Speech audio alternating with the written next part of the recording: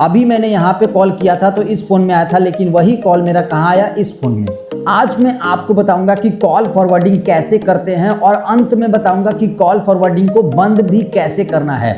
मैं चाहता हूं कि मेरे इस फ़ोन के अंदर जो भी कॉल्स आए वो मेरा इस फ़ोन के अंदर आए, और कोई भी अगर इस फ़ोन में कॉल करे तो वो सभी कॉल्स मेरा इस फ़ोन के अंदर आए। तो आप ये काम कैसे करेंगे, आज के इस वीडियो को देखने के बाद आप अच्छे से सीख जाएंगे। तो पहले आप देख लीजिए कि अगर मैं इस फ़ोन से कॉल कर रहा हूं तो मेरा इस फ़ोन के अंदर कॉल आएगा। तो यहाँ पे मैंने इस फ़ोन का नंबर डायल कर लिया। आप देखिएगा कि मेरा कॉल जो है वो इसी फ़ोन के अंदर आएगा। ये देखिए कॉल कट गया, कॉल जो है मेरा वो इसी फ़ोन के अंदर आया।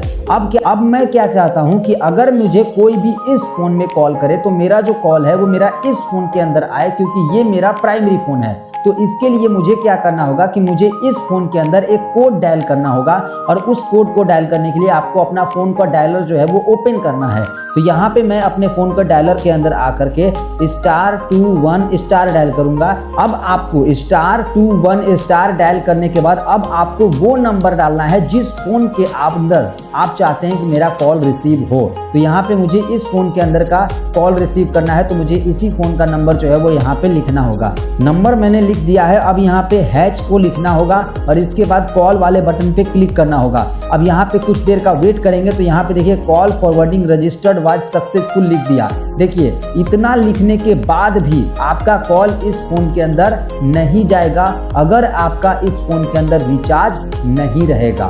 समझ गए ना? अगर रिचार्ज नहीं रहेगा तो आपका कॉल जो है वो कहेगा कि कॉल फॉरवर्ड नहीं किया जा सकता है। तो यहाँ पे इस फ़ोन के अंदर भी रिचार्ज होना चाहिए और इस फ़ोन के अंदर भी रिचार्ज होना चाहिए, तभी आपका कॉल जो है वो यहाँ पे रिसीव हो पाएगा। ये चीज़ का आप ध्यान रखिएगा। तो अभी मैंने दिखाया ना आपको कि मैंने जब इस फ़ोन से इस फ़ोन में कॉल किया था तो यहीं पे आया, लेकिन अब क्या होगा कि अगर मैं इस फ़ोन से इस फ़ोन में कॉल करूँगा तो मेरा रिसीव इस फ़ोन में होगा। चलिए मैं आपको दिखाता हूँ।